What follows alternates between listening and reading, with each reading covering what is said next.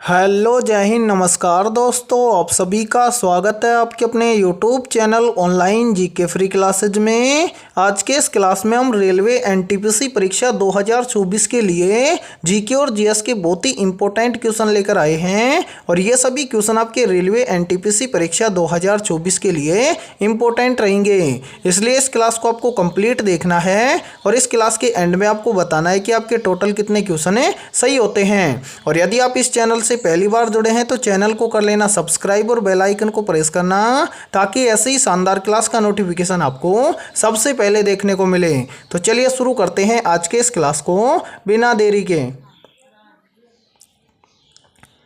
पहला प्रश्न है आप सभी के सामने, गांधी जी ने किस अधिवेशन में कहा था कि गांधी मर सकता है परंतु गांधीवाद नहीं। वेरी वेरी इंपॉर्टेंट प्रश्न है ये, तो जल्दी से बताइए कमेंट सेक्शन के अंदर कमेंट करके कि गांधी जी ने किस अधिवेशन में कहा था कि गांधी मर सकता है परंतु गांधीवाद नहीं। ऑप्शन ए है लाहौर अधिवेशन में, ऑप्शन बी है बेलगांव अधिवेशन में, ऑप्शन सी है कराची अधिवेशन में और ऑप्शन डी है लखनऊ अधिवेशन में। तो यहाँ पर देखिए इन चारों में से करेक्ट आंसर हो जाएगा सभी का ऑप्शन है सी, यानी कि गांधी जी ने कहा था कराची अधिवेशन में कि गांधी मर सकता है परंतु गांधीवाद नहीं। तो करेक्ट आंसर हो जाएगा सभी अभ्यर्थियों का पहले प्रश्न के अंदर ऑप्शन है सी। तो चलिए फिर अगला प्रश्न देखते हैं।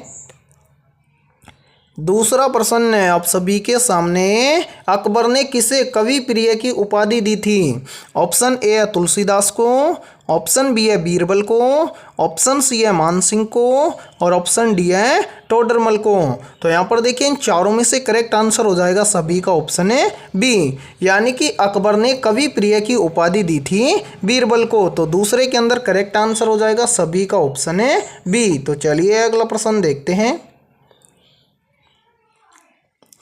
तीसरा प्रश्न है आप सभी के सामने, भारत ने अपना पहला परमाणु परीक्षण कब किया था। मोस्ट इंपोर्टेंट प्रश्न है ये।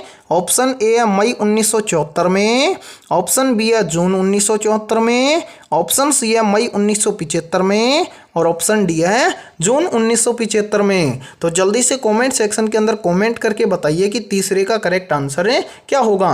तो जिस भी अभ्यर्थी ने कमेंट सेक्शन के अंदर ऑप्शन ए को कमेंट किया है तो उन सभी का करेक्ट आंसर हो जाएगा ऑप्शन ए, यानी कि भारत ने अपना पहला परमाणु परीक्षण किया था मई 1974 में। तो करेक्ट आंसर हो जाएगा तीसरे के अंदर सभी का ऑप्शन है ए। और यहाँ पर देखिए आप सभी के लिए मोस्ट इंपोर्टेंट सूचना है, यदि आप पहली बार में रेलवे एनटीपीसी एग्जाम को क्रैक करना चाहते हैं तो आपके एग्जाम के लिए हमने जीके और जीएस के लगभग मोस्ट इंपोर्टेंट प्रश्न 1000 प्लस यानी कि 1000 प्लस क्वेश्चनों का पीडीएफ तैयार किया है। यदि आप ये मोस्ट इंपोर्टेंट 1000 क्वेश्चनों का पीडीएफ लेना चाहते हैं तो आप हमारे इस व्हाट्सअप नंबर पर कांटेक्ट कर सकते हैं और इस पीडीएफ की प्राइस रहेगी मात्र और मात्र 21 रुपये, यानी कि आप 21 रुपये के अंदर 1000 प्लस क्वेश्चनों का पीडीएफ लेकर अपनी जीके और जीएस की तैयारी को बेहतर बना सकते हैं। और इसी के साथ में हमारे यूट्यूब चैनल पर जितनी भी जीके और जीएस की क्लासेज होंगी रेलवे एग्जाम के लिए, उन सभी क्लासों का पीडीएफ भी आपको बिल्कुल फ्री के अंदर मिलेगा। तो आप लेना चाहते हैं तो जल्दी से यहां पर इस व्हाट्सएप नंबर पर कांटेक्ट कर सकते हैं। ठीक है, तो चलिए फिर अगला प्रश्न देखते हैं। चौथा प्रश्न है आप सभी के सामने, किसी राज्य का राज्यपाल किसके प्रति उत्तरदायी होता है। ऑप्शन ए है राष्ट्रपति के प्रति, ऑप्शन बी है प्रधानमंत्री के प्रति, ऑप्शन सी है विधानमंडल के प्रति और ऑप्शन डी है मुख्यमंत्री के प्रति। तो यहाँ पर देखिए इन चारों में से करेक्ट आंसर हो जाएगा सभी का ऑप्शन है ए, यानी कि किसी राज्य का जो राज्यपाल होता है वो राष्ट्रपति के प्रति उत्तरदायी होता है। तो करेक्ट आंसर हो जाएगा चौथे के अंदर सभी का ऑप्शन है ए। तो चलिए फिर अगला प्रश्न देखते हैं। पांचवा प्रश्न है आप सभी के सामने, मनुष्य में ब्लू बेबी सिंड्रोम किसकी अधिकता के कारण होता है। मोस्ट इंपोर्टेंट प्रश्न है ये और ये प्रश्न आरआरबी एनटीपीसी एग्जाम 2016 के अंदर पूछा गया प्रश्न है, यानी कि इस क्लास के अंदर हमने कुछ क्वेश्चन प्रीवियस ईयर के भी शामिल किए हैं ताकि आपको पता चल जाएगा कि एग्जाम में किस लेवल के क्वेश्चन पूछे जाते हैं। तो जल्दी से बताइए इन चारों में से करेक्ट आंसर है क्या होगा। पूछा गया है कि मनुष्य में ब्लू बेबी सिंड्रोम किसकी अधिकता के कारण होता है? ऑप्शन ए है पारा की अधिकता से, ऑप्शन बी है कैडमियम की अधिकता से, ऑप्शन सी है आर्सेनिक की अधिकता से और ऑप्शन डी है नाइट्रेट की अधिकता से। तो यहाँ पर देखिए इन चारों में से हो जाएगा करेक्ट आंसर सभी का ऑप्शन है डी, यानी कि मनुष्य में ब्लू बेबी सिंड्रोम नाइट्रेट की अधिकता के कारण होता है। तो पांचवें में हो जाएगा करेक्ट आंसर सभी का ऑप्शन है डी। तो चलिए फिर अगला प्रश्न देखते हैं। छठा प्रश्न है आप सभी के सामने, नाथपा झाकरी जल परियोजना किस राज्य में स्थित है? ऑप्शन ए है उत्तराखंड में, ऑप्शन बी है सिक्किम में, ऑप्शन सी है हिमाचल प्रदेश में और ऑप्शन डी है अरुणाचल प्रदेश में। तो यहाँ पर देखिए इन चारों में से करेक्ट आंसर हो जाएगा सभी का ऑप्शन है सी, यानी कि नाथपा झाकरी जल परियोजना हिमाचल प्रदेश राज्य में स्थित है। तो करेक्ट आंसर हो जाएगा छठे में सभी का ऑप्शन है सी। तो चलिए फिर अगला प्रश्न देखते हैं। सातवां प्रश्न है आप सभी के सामने, भारतीय अर्थव्यवस्था का कौन सा क्षेत्र जीडीपी में सबसे अधिक योगदान करता है? मोस्ट इंपोर्टेंट प्रश्न है ये, चाहे तो आप इस प्रश्न का स्क्रीनशॉट भी ले सकते हैं। ऑप्शन ए है प्राथमिक क्षेत्र, ऑप्शन बी है द्वितीयक क्षेत्र, ऑप्शन सी है तृतीयक क्षेत्र और ऑप्शन डी है सार्वजनिक क्षेत्र। तो यहाँ पर देखिए इन चारों में से हो जाएगा करेक्ट आंसर सभी का ऑप्शन है सी, यानी कि भारतीय अर्थव्यवस्था का वो क्षेत्र है तृतीयक क्षेत्र जो जीडीपी में सबसे अधिक योगदान करता है। तो सातवें में हो जाएगा सभी का करेक्ट आंसर ऑप्शन है सी। तो चलिए फिर अगला प्रश्न देखते हैं। आठवां प्रश्न है आप सभी के सामने, नर्मदा महोत्सव हाल ही में किस राज्य में मनाया गया है? यानी कि आठवां प्रश्न आप सभी के सामने करंट अफेयर से संबंधित प्रश्न दिया गया है। तो इस प्रश्न को भी आप जरूर नोट करने की कोशिश करना, यानी कि यहाँ पर आपसे पूछा गया है कि नर्मदा महोत्सव हाल ही में किस राज्य में मनाया गया है। तो यहाँ पर देखिए बताना है, ऑप्शन ए है गुजरात में, ऑप्शन बी में है ओडिशा में, ऑप्शन सी है मध्य प्रदेश में और ऑप्शन डी है महाराष्ट्र में। तो जल्दी से कमेंट सेक्शन के अंदर कमेंट करके बताइए। तो यहाँ पर देखिए आठवीं के अंदर जिस भी अभ्यर्थी ने ऑप्शन सी को कमेंट किया है तो उन सभी का करेक्ट आंसर हो जाएगा ऑप्शन है सी, यानी कि नर्मदा महोत्सव हाल ही में मनाया गया है मध्य प्रदेश राज्य में। तो करेक्ट आंसर हो जाएगा आठवीं में सभी का ऑप्शन है सी। तो चलिए फिर अगला प्रश्न देखते हैं।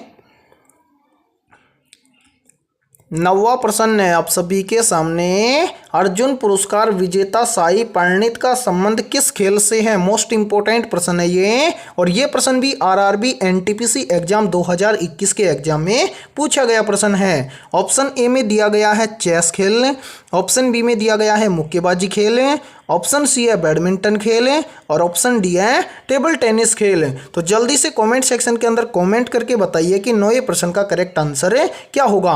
पूछा गया है कि अर्जुन पुरस्कार विजेता साई परिणीत का संबंध किस खेल से है। तो 9वें प्रश्न के अंदर जिस भी अभ्यर्थी ने ऑप्शन सी को कमेंट किया है तो उन सभी का करेक्ट आंसर हो जाएगा ऑप्शन है सी, यानी कि अर्जुन पुरस्कार विजेता साई परिणीत का संबंध है बैडमिंटन खेल से। तो करेक्ट आंसर हो जाएगा 9वें में सभी का ऑप्शन है सी। तो चलिए फिर अगला प्रश्न देखते हैं।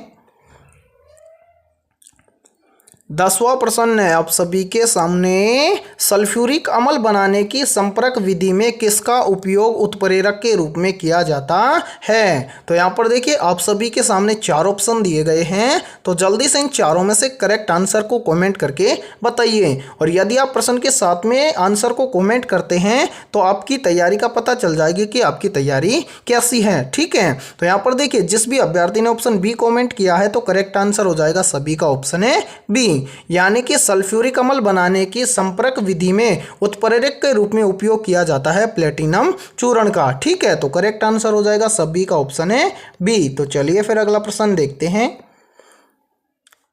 11वां प्रश्न है आप सभी के सामने, निम्न में से गिब्सन मरुस्थल किस राज्य में स्थित है? ऑप्शन ए है ईरान में, ऑप्शन बी है इराक में, ऑप्शन सी है सऊदी अरब में और ऑप्शन डी है ऑस्ट्रेलिया में। तो यहाँ पर देखिए इन चारों में से करेक्ट आंसर हो जाएगा सभी का ऑप्शन है डी, यानी कि इन सभी में से जो गिब्सन मरुस्थल है वो ऑस्ट्रेलिया देश में स्थित है। तो करेक्ट आंसर हो जाएगा 11वें में सभी का ऑप्शन है डी। और यहाँ पर देखिए यदि ये क्लास आपको पसंद आ रही है तो जल्दी से एक बार इस क्लास को लाइक कर दीजिए, और यदि आप इस चैनल से पहली बार जुड़े हैं तो चैनल को कर लीजिए सब्सक्राइब और बेल आइकन को प्रेस कर करना, ताकि ऐसी शानदार क्लास का नोटिफिकेशन आपको सबसे पहले देखने को मिले।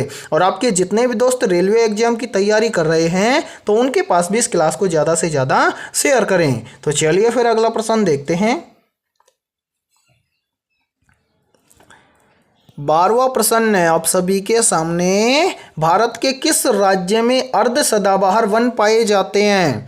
ऑप्शन ए है केरल में, ऑप्शन बी है मध्य प्रदेश में, ऑप्शन सी है असम में और ऑप्शन डी है बिहार में। तो जल्दी से बताइए इन चारों में से करेक्ट आंसर है क्या होगा?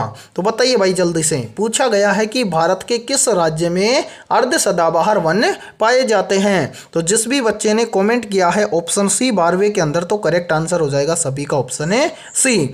यानी कि भारत का जो असम राज्य है, इस असम राज्य में अर्ध सदाबहार वन पाए जाते हैं। तो 12वें में हो जाएगा करेक्ट आंसर सभी का ऑप्शन है सी। और यहां पर देखिए एक मोस्ट इंपोर्टेंट प्रश्न यहीं से पूछा जाता है कि एक सींग वाले गैंडे किस राज्य में पाए जाते हैं। तो याद रखना एक सींग वाले गैंडे भी पाए जाते हैं असम राज्य में। ठीक है, तो चलिए फिर अगला प्रश्न देखते हैं।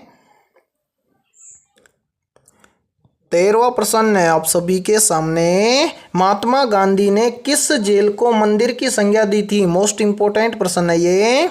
ऑप्शन ए है आगा खा पैलेस को, ऑप्शन बी है यरवदा जेल को, ऑप्शन सी है तिहाड़ जेल को और ऑप्शन डी है हजारीबाग जेल को। तो यहाँ पर देखिए इन चारों में से हो जाएगा करेक्ट आंसर सभी का ऑप्शन है बी। यानी कि महात्मा गांधी जी ने यरवदा जेल को मंदिर की संज्ञा दी थी। तो करेक्ट आंसर हो जाएगा 13वें में यहाँ पर ऑप्शन है बी। तो चलिए फिर अगला प्रश्न देखते हैं।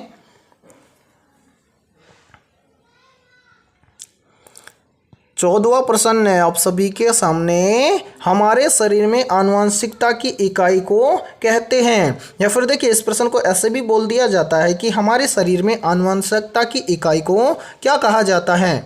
ऑप्शन ए है गुणसूत्र, ऑप्शन बी है केंद्रक, ऑप्शन सी है डीएनए और ऑप्शन डी है जीन। तो यहाँ पर देखिए इन चारों में से हो जाएगा करेक्ट आंसर सभी का ऑप्शन है डी। यानी कि हमारे शरीर में आनुवंशिकता की इकाई को कहते हैं जीन। तो करेक्ट आंसर हो जाएगा 14वें में सभी का ऑप्शन है डी। तो चलिए फिर अगला प्रश्न देखते हैं।